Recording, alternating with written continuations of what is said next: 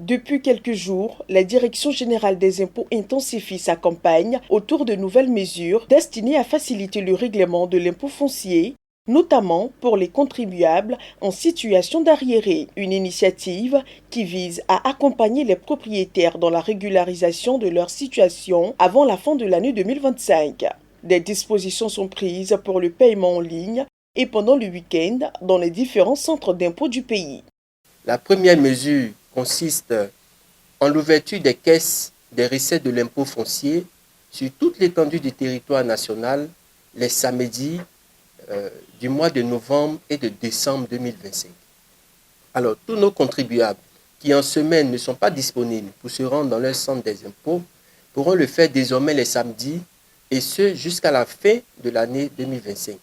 Je rappelle que les caisses seront ouvertes de 8h à 13h les samedis. Nos services sont mobilisés, toutes les dispositions ont été prises pour leur réserver un bon accueil. Ces mesures comportent également des mesures partielles de pénalité selon les cas. Le paiement des arriérés d'impôts fonciers est assorti de pénalités. Et ces pénalités-là alourdissent la charge fiscale. Alors, avec cette mesure d'abandon des pénalités, les contribuables pourront payer leurs arriérés d'impôts fonciers seulement en payant les droits simples. Les pénalités seront totalement abandonnées. Ça, c'est pour la deuxième mesure. La dernière mesure qui est la plus importante, on va dire, concerne les propriétaires de terrains nus. Alors, les propriétaires de terrains nus pourront bénéficier d'une réduction de leur montant d'impôt foncier de 2025. Donc, ils pourront bénéficier d'une réduction de la moitié. Donc, une réduction de 50% du montant de leur impôt foncier.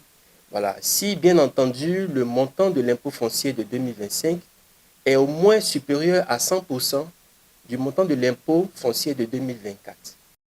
Mais qui sont les personnes réellement concernées? La DGI rappelle que tous les propriétaires de biens bâtis ou non bâtis, qu'ils soient particuliers ou entreprises, sont invités à vérifier leur situation fiscale. Les détenteurs d'arriérés sont partiellement ciblés par les mesures incitatives. Effectivement, cette mesure-là concerne tous nos contribuables, donc soumis à l'impôt foncier. Voilà, tous ces contribuables-là pourront bénéficier de ces mesures. Mais je rappelle que ces mesures sont valables jusqu'au 31 décembre. Donc, je lance un appel donc, à tous nos contribuables donc, de profiter de ces mesures exceptionnelles-là, voilà, parce que passé le délai du 31 décembre 2025, ils ne pourront plus bénéficier de ces mesures avantageuses et exceptionnelles.